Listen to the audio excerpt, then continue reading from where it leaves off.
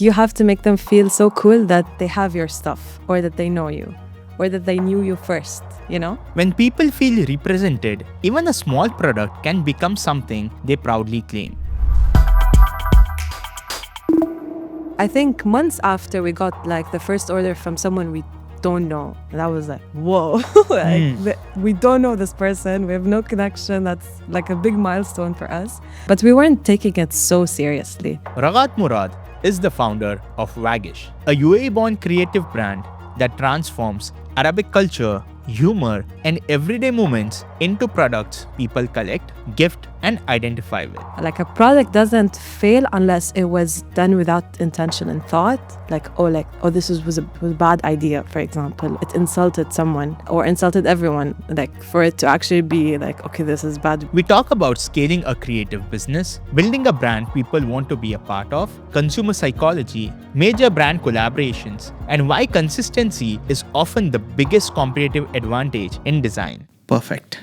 Raghad. Yes. Yeah. Thank you for taking out your time. Of course. And sitting with us today. I have seen your brand for the past 1 month, I guess, while I was doing my research. So something that I feel will remain on top of my mind for a long time because of the whole vibe that it creates and the design, the colors and everything in between. But for someone who don't know who Raghad is, what Waggish is, could you give us a brief about yourself, where you come from, what you studied, what you've been working on for the past 5 years, and why are you building this brand? Sure. So thank you for having me.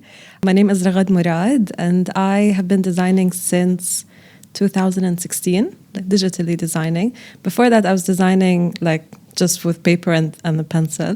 And even though I love design since a very young age, since I was introduced to graphic design from my cousin, I was like, you can study that in university? Like, that's crazy. But I actually studied journalism in university, only because I didn't see graphic design on the brochure and I was too shy to ask at that time. So I'm like, yeah, okay, let's go journalism. But that added to me as a designer who has a background in journalism. So it gave me like the communication skills, the skill of dealing with rejection, stuff like that a journalist can have. Now I have it as a designer as well. And I started Waggish with my friends in university in 2020. Mm-hmm. It was like a side hustle. We just wanted to have a business at the time of COVID, where all the businesses were starting. And what started as a side hustle now became my full-time job. So we just wanted to do like basic merch in the beginning, like stickers and tote bags. And now we branched out to do more. It's not with my friends anymore, it's just me now. But I'm trying to create like a world for Waggish, like world with specific colors, with specific vibe, which is the vibe that you mentioned when you go through the feed. I want that, but as like a store, if that makes sense, as a brand. Why did you choose journalism? I used to write stories online at that time. Like before university, I used to write stories on a platform called Wattpad, if you know it. So when I went to university on a scholarship, they're like, you can choose whatever major you want. But I was still like so shy and I didn't want to like push too much. So they gave me the brochure and they're like, you can choose whatever you want. And I didn't see design. Like I didn't even see the school for design. I just said journalism. And they're like, you write, right? I said, yeah, I write. Like, okay, let's go and study journalism. That's what I did for 4 years. Like I said, like a lot of designers that I have known over here or seen their work in this region, out of the 10 that might be on top of my mind, 60 to 70% of them are from Palestine. Mm-hmm. Since you are coming from there, and I think out of those 10, Waggish is another brand that is added into that list. Mm-hmm. Why do you think designers in this region understands depth about particular thing are from that region? For Palestinians, our voice is not often used as much as our visual expressions. So we can explain messages more with an art piece more than we can talk about it as openly as we want. And that's historically like that. Like artists from Palestine, they use art like a resistance form. So they create pieces that could be viewed politically, but they're equally as beautiful. So that's why I think if you look at Palestinian artists, we are in tune with what's happening in the world, and we want you to know that we know what's happening, and you can see it in our work. And with Waggish, it's like that. I don't consider Waggish as just a Palestinian brand. It's more like an Arab brand. So a lot of people from different countries relate. And I talk about different issues from different countries. And I think maybe that's because I'm Palestinian that I want to talk. Like I want to pray for a country, or I want to highlight something that's happening in a country, and not be like a place where, oh, like you go to Waggish and it's like it doesn't have any touch with reality. It's very much a real place. Makes a lot of sense. Yeah. I mean, if I had to go through the brand, most of the inspirations are from idioms, Arabic says, fun moment, memes, and all of that, right? So how do you decide which kind of phrase or thing kind of become a product, and then and which ones are good to be there just for fun? There's a system for this. So one thing is, if our idioms and sayings in Arabic are so descriptive, like we're always comparing something to another thing. For example, we're drawing an image. So if that image I can translate into an actual product, I do it. We did that with so many different products, where it's like, so in Arabic, for example, if two people are perfect with each other, we say طنجرة ولقت غطاها, like a pot that finally found its lid, like the perfect lid. So I turned that into a keychain, where it's like a lid and a pot together. And that resonated with so many cultures, because they have a variation of that saying in their own culture. So that's one thing that I love doing. And then another thing that, for example, we did alphabet cards, but in different Arabic dialects. So every country has its own dialect, so we make a product for it. That's number 2. Number 3, if I see an object that is relatable to a lot of cultures, Arabic cultures, we turn it into a product. Like we have a coin purse that looks like a sunflower seed. And the sunflower seed is famous everywhere in the Arab countries. Like you eat it when you're gossiping, when you're with friends. Yeah. So just the image of a sunflower seed, people can just feel like, yes, like we were represented as this, you know? And then the last thing I think is, if I see something that's nice with a different culture, or just like an international product, then I feel like I can localize it and add like a local touch or Arabic touch to it. That's the 4th thing that I do. So I see something nice, I'm like, how do we make it Arab? And then I do it. Interesting. I mean, what I've seen so far is that most of the heritage-led brands are a bit more serious. There's no fun element to it. I mean, there is, but I feel like they are trying too hard to prove that part, the fun part to it, okay? Which I didn't feel when you were designing things. What are your thoughts on that? Like how the whole Arab culture-based designs, and then how it is getting modernized now? I mean, a lot of the culture and the traditions, it's very sacred. So you can't be like jokey about it. So you have to have very thick skin when you want to present something in a funny way to people who've never seen it in a funny way before. When I did the Wara Ainab socks, I thought it was so fun, because there's sushi socks and pizza socks, like socks that are packaged to look like food. So I did that, but with Wara Ainab, the grapevine leaves that are stuffed with rice. I just did socks that look like the leaves, and I rolled them to look like as if they're food, packaged them like a food item. I thought it was hilarious. I was like, this is so fun. We're finally having like Arabic representation with food socks. It's so specific. But I got so much hate. Like, it went viral, that idea. And it would split into people who think, oh my God, this is the greatest thing in the world. And people who thought like, oh my God, you're disrespecting Wara Ainab. Like, how dare you? And then I got death threats. Like, we're going to kill you. Yeah. I was like, guys, it's just socks. They're like, no, this is a blessing. This is food. How are you doing this? I'm not actually playing with food. This is complete fabric. It's okay. But they didn't like it. But that was the first time I'm like, okay, this is interesting. I'll do more of this. But yeah, I get it. I mean, for someone who is creative, putting a barrier there or not to take because it might risk you is something you are blocking their creativity, right? Yeah, if you're not doing anything that's intentionally harmful or wrong, I wasn't actually like disrespecting actual food. Did you ever think of it before you launching it? Like, this could be the direction people would look at it? I thought maybe, but I was like, probably not. Like, who's going to say something? But no, a lot of people said. And I mean, and then that's why it went viral because people were so divided in the comments. And then like they would just tag more people. And I like also like celebrities were like, oh my God, this is my nightmare, finding something that looks like what I know, but then discovering it sucks. Like, oh my God. What's funny. So, and it sold out. Like every time we push it, it sells out. Oh my God, there's a market for it. Interesting. I mean, now after that whole incident, how do you approach designing or how do you approach making your products? I don't have a filter because I know I do it with a good intention. So I'm like, I like this design. I think I want to have it in the market and I'll do it before someone else does it. That's my motivation. Like I have a good idea. Probably someone else will have the same idea. So I'm going to do it faster.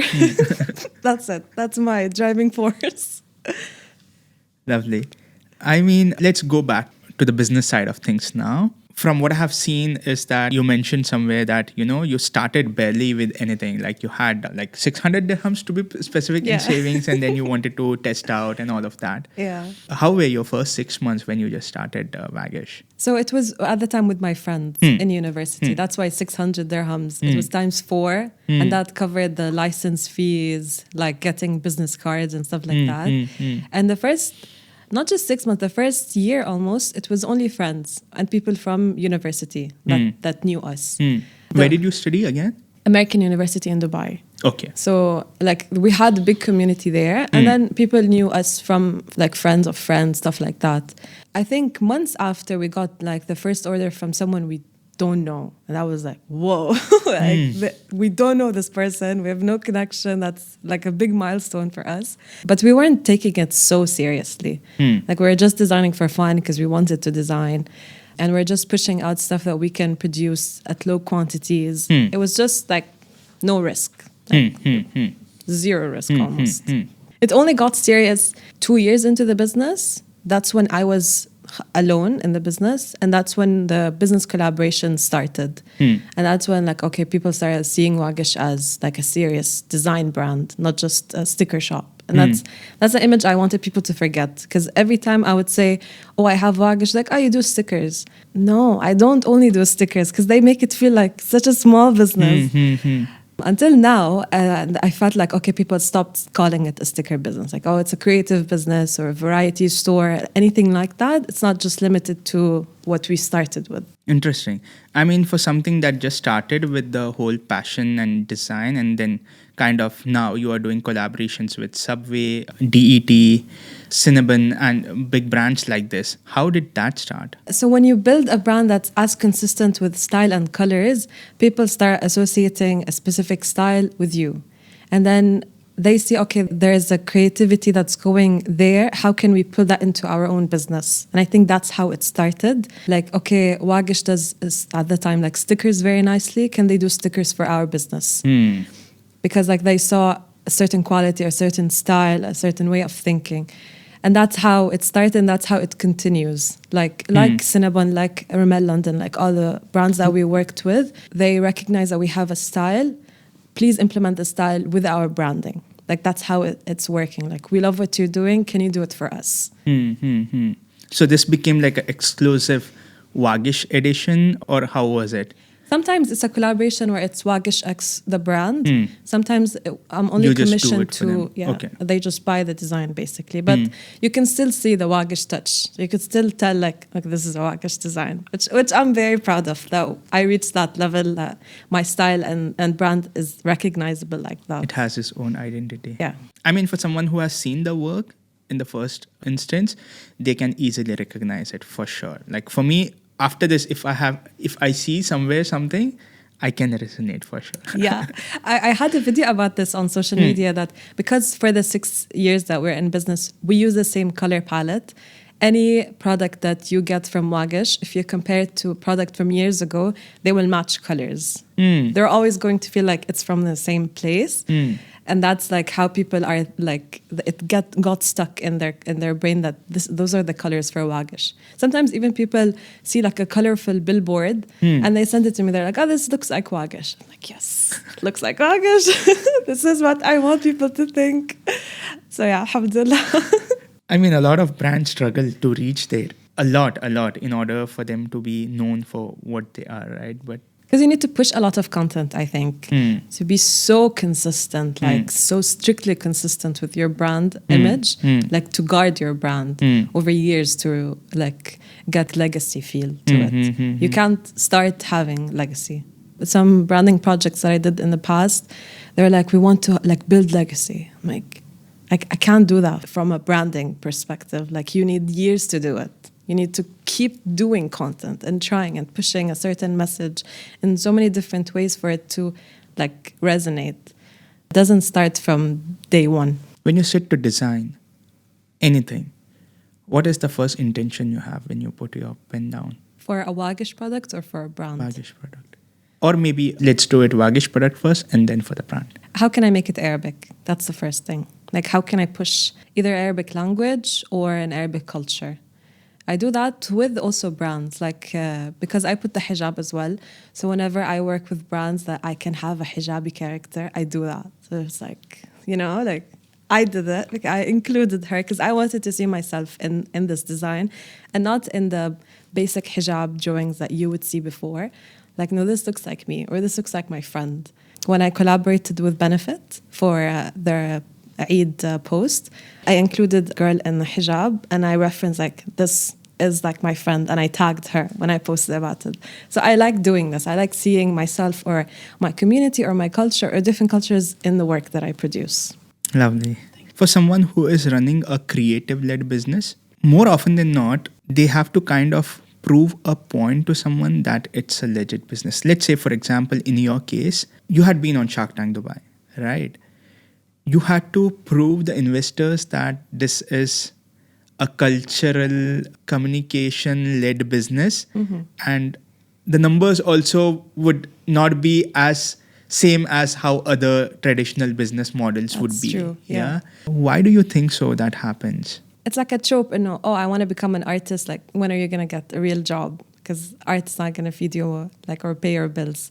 But I think that's changing now. Like we see designers, Arab designers that are very successful, that have like a name to themselves. And like people are seeing it like, no, this is a job. Like a graphic designer, a web designer, even an email design, like it could go to anything, any form of design. No, it's a real job and people are taking it seriously because now more than ever, like you use AI, for example, as someone who is not a designer, you appreciate designers more because they're like, no, but an actual human can do better. So a lot of my friends talk to me like, when AI was rising, like, oh, is it scary? No, like clients don't know what they want. They're not going to prompt the AI properly and get what they want. They don't even prompt humans properly. So it's not scary. It's actually very rewarding being a designer or an artist. And on Shark Tank, they could tell, because I had a smaller range of products, but they could tell that there is thought behind the brand and behind the product. And maybe it didn't show in the actual episode, but I was telling them that I was comparing myself to some brands that I can see myself becoming like, but they're not Arab brands. And the sharks, they understood what I was saying. That's why I got the deal, even if it didn't go through. But they understood, like, okay, like we see. Because even when I was pitching to them, like pre-production, I could put all the businesses that are there, and there's like a very obvious gap in the market. And that's when Waggish is. I'm like, it doesn't, there's nothing like that.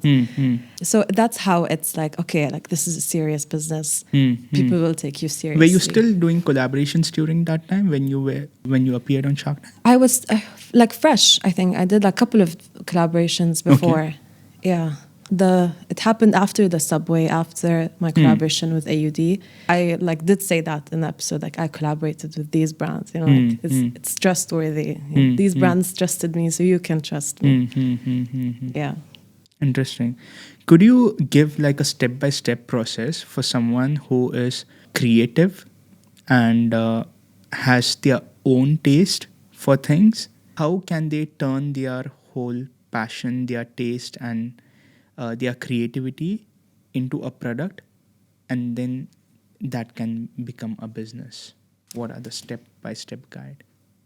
What is to the launch step-by-step? the business? Yes. Okay. Here, I can give you like names for places to go to. So Yeah, that we let's can actually let's go get and into get it. it. Yeah. So when we started, we went to the DED cafe where you can get your license in like 30 minutes. Okay. No, I'm talking about for someone who has this whole passion, the creativity and all, how they turn it into something concrete that is sellable. Yeah. And then that becomes a business. Just in your case, Ah, not on the sure. legal side of Okay, things. yes. Yeah. So if someone is creative and passionate, then they are probably practicing that every day. And they have an idea and they believe in their heart of hearts that this idea is going to sell. Because you feel it, like this is something. A lot of my products are things that I look for, I don't find, so I make them. That solves a direct problem for me, or I would assume for other people. So if a creative person has the singular idea, the only way, in my opinion, is because they will keep thinking about it as a creative. We get obsessed with our own creations, is to get investment or from their savings or from their family or anything like that. Because a creative who's passionate is a creative who's also very persuasive, because you can see it in their eyes, like they want to do it so much and they believe in it. To get like a very small funding, it's easier now to produce than before. It's not so scary. It's not like you have to produce thousands of pieces. Probably you can produce such small quantities and test it. And then you can tell after, okay, this works, this didn't work. And you could take that, oh, it didn't work. Can I like sell it to another business? Can I distribute it in other places? If you really want something to succeed and you put all your energy in it, I think it will succeed. I don't think I don't believe like you could fail. It does not exist in my life. Like, oh, it failed. Like, how did it fail? Like, oh, it didn't sell. But like, it's not like time ended. Like, you can just have it and people can discover it later. You can put it in another shop. You can like work on consignment with the business. Like a product doesn't fail unless it was done without intention and thought. Like, oh, this was a bad idea, for example, or it insulted someone, or insulted everyone. Like for it to actually be like, okay, this is bad. Maybe we should like reconsider. But since you went through the whole process and did it, there was something about it that works. You just have to like go back and focus more on that. I don't think something can fail. I don't think anyone can fail. Like, does not, like, what do you mean? You fail if like, maybe if you die, like, then there's nothing else to fix. But until that point, you can just fix it. Like don't give up. Never give up. Even though like this is said all the time, but like truly never give up. Just keep pushing.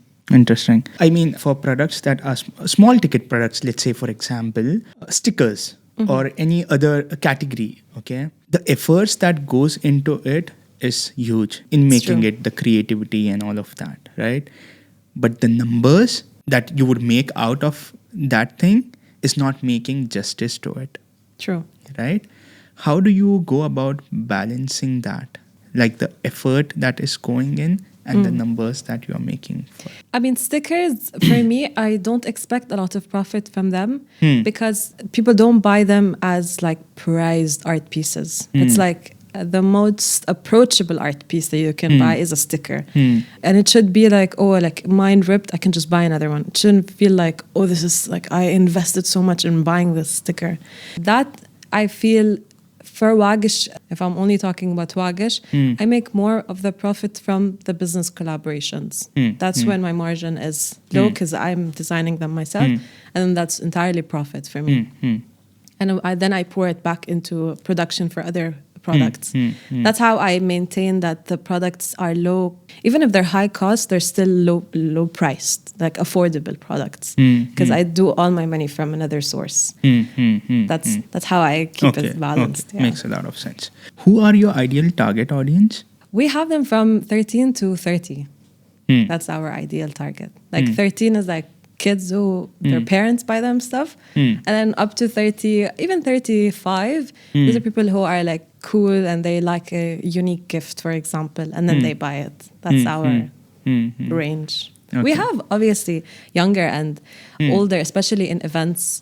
We have like people who are in their 60s. They come and they're just smiling at everything. Like, oh, this is so nice. Or this is like Arabic for the first time. Like we have people like that, but No, the majority is 13 to 30. Do you think people as they grow, let's say 40 plus, still resonate to the designs, the style, the humor? Yes. Because 30 and 40, they have some similar things in their like culture. So we have a lot of 40s who are moms, for example, and they like the stuff that we do for kids, or they like the gifting things that we do. A lot of people get Waggish items as gifts for other people because they're funny most of the time. Like, oh, this reminded me of you, and then they give it to them.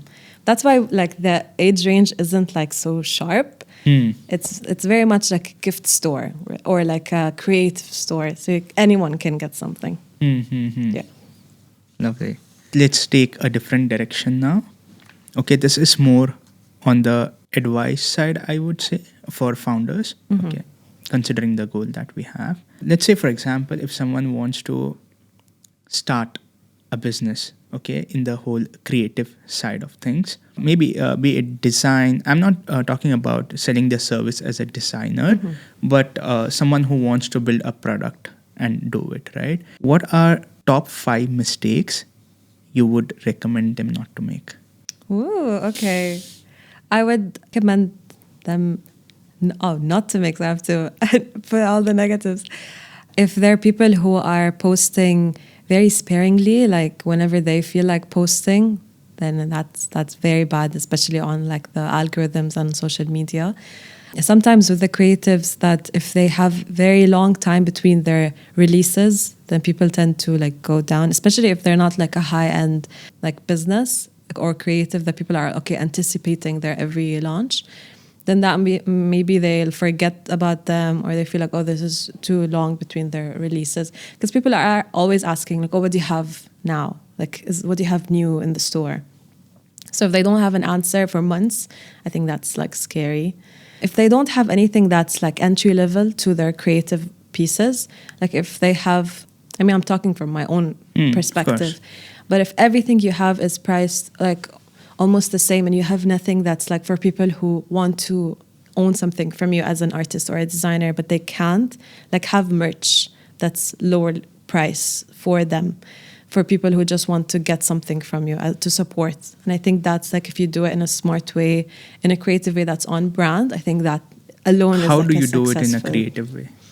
So like, for example, if there's a painter who does only paint and he sells like very, very expensive artworks, can he translate those works into everyday items? Can I put it on, can I turn it into a board game? Can I turn it into like fridge magnets? Can I turn it into an apron for the kitchen? Like something that's lower, maybe not the actual piece, maybe inspired by it, maybe just pieces of it. But then that becomes like, oh, I can't own your paintings, but I love you so much. Can I have a mug? You know?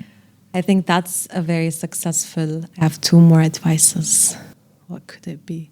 If the people who, as a creative, if you don't, in my opinion, if you don't practice it every day, it's just my opinion. If you don't practice it every single day, you're not going to be as good with the same time as someone who's practicing every single day. Because it's not like, oh, I have to learn like tutorials. It's like you learn things as you're practicing, as you're doing things. For me, because since Feb, I was like, I'm going to post every single day. This year, you're saying. Like I'll make an actually good design every single day. And I knew it was going to be like very hard. But during this time, I developed a completely different style that now I make posts in that's unique to me. I would have never discovered it if I wasn't pushing myself every single day. I already designed every single day, but I wasn't posting. But there's a difference about like posting and then showing people like a finished product. You have to really polish it before. How do you polish it so quickly? How do you make actual quality content every single day where people relate to it, and it goes to the content pillars? There's a whole like strategy behind it. Yeah, of course. But as a creative, like you still have to be passionate, and it still has to be artistic, and it's a very hard like thing to balance at this time. But I think practicing every day is essential. Maybe showing people every day is essential, because that's working for me. Like posting every single day. People think that I'm a team because I do that. They say like, oh, can you please say Even hi I to your do that. team? I said, Sure. It's me. But yeah, posting every day, very good. What's the last part? Maybe as a creative to have interest in a different industry that's not related at all to design. Like what I have with journalism. Like having a background in something else. I think that's so cool because it sets you apart. Like you're a designer that has like an edge to them. So I think just be curious, I think. If you're not curious, you tend to just get looped in with what you know already. And then that gets like redundant with time. Fair. How often do you release your collections? There is something almost every week. No, I don't release collections. I release like single products. Okay. So every like 1 to 2 weeks, you'll find something new. And I have like a rule that every time we're in a pop-up, you're going to come back and you're going to see something new. Like, I don't want people to say, oh, like, we already seen it. No, you haven't. But And did you this see it happens- this time? Yeah, this is something I apply every time we have a pop-up. Like, I have to have at least like one new item. Yeah. Fair. Once a new product is out, how do you go about promoting it or making noise about that whole thing? So it's I never actually paid for marketing or I never promoted or like boosted any piece of content. I believe that if the idea itself is good and I explained it properly, people will find it and they will resonate with it. So that's what I've been doing, just organic content. I don't do like before and I like start talking about it before release. Because I released so many products, I can't do that for every single one. I just push it. There's no pre-launch. Yeah, like this is it. Just in. And I put it and then I post about it and then I do a video about it and I keep like sharing it on the story. And yeah, a lot of it is like, oh, if this product is viral, then people tend to see like, oh, what else does the store have? And then they see the other products that maybe did not go viral, but like they like it and then they buy it as well. That's how it's been working for me, yeah. Fair. How do you increase your average order value? Great question. Because I was working on this for the past couple of months. So it's very technical, but we added like gift wrapping options. We added gift bags options so that like 10 or 20 dirhams at the end of the checkout, that could increase. And it did increase from our side. And I also launched a lot of items that are 15 dirhams. Like that's the price. That's like keychains and coasters, for example. It's very easy to just add it into the cart and not like think about it too much. Because the easier way would be to add products that are higher value and then that would just increase the average order value faster. But for me, it doesn't make sense because they're all affordable. So I just had more things that are even more affordable and people add them and then it just goes up. So it did for us go like 15 or 20 dirhams up like this month, which is for me like, oh, good. At least it's working. Yeah. Can we break down in your Instagram strategy? Sure. So I have 3 content pieces. It was one that's promoting a direct product. So I'm trying to sell something. Okay. The next one is a message from the brand. So usually it's like a quote that I like, I do a design about it, something like that. But that like resonates with the brand voice. And the last one is a collaboration or something that I did with a different business. Okay. So these are your 3 pillars. Before Ramadan, I also included stuff for Quran. So that's alone is a different pillar because I only do that. And we just... This is exclusive to Ramadan only? No. Okay, I you still did do it. it. Okay, Yeah. okay. Because I wanted to position Waggish as not just an Arab brand, but as a Muslim brand as well. And for me, like people who are already going, because I know that people are going through the page a lot. If they read Quran as they're going, like that's blessings for me as well. So it's like more blessings. It's a different side of business. This is a good business. Huh? What is your goal with this whole brand? Like, I know everyone is, the end goal is money for everyone, all the business, or else, even for me, for anything that we do, else we wouldn't have been sitting here. But at the same time, if not money, what is that you want Waggish to stand for? I just want people to see themselves in Waggish or see things that they say are represented in Waggish or feel like they are in a different world where it's the community there is different. How you feel, how you're inspired if you go through the page. Like I get so many messages that like, we love your page, we want to live in it. So this is exactly what I want. Like I'm creating an experience, a world, not just a shop where you feel like, oh, this is just a company. It's not just a company. It's a feel. It's a creative space where you, at the end of the day, you see your culture being represented. And I think that's my like top mission, is just to keep doing more of that. How do you make someone become a part of a cult? You have to make them feel like they're so cool, you know? Like you have to make them feel. yeah. Okay. Like you have to make them feel so cool that they have your stuff, or that they know you, or that they knew you first, you know? Yeah. They have to feel like, yeah, I know this brand. The flex. Yeah. Or like, yeah, I've spoken with the founder. Like, yeah, I know her. She's my friend. Then you like lock them in. But that's how we get like those loyal people. Before I used to deliver all the orders. So I used to like meet all the customers, and that like built a fan base of like, those are my friends. And they would see me as, this is our sister, you know, like, of course we're going to support her. And I miss doing that because I don't do it anymore. I have a funny story. I keep sharing the story because I love this story.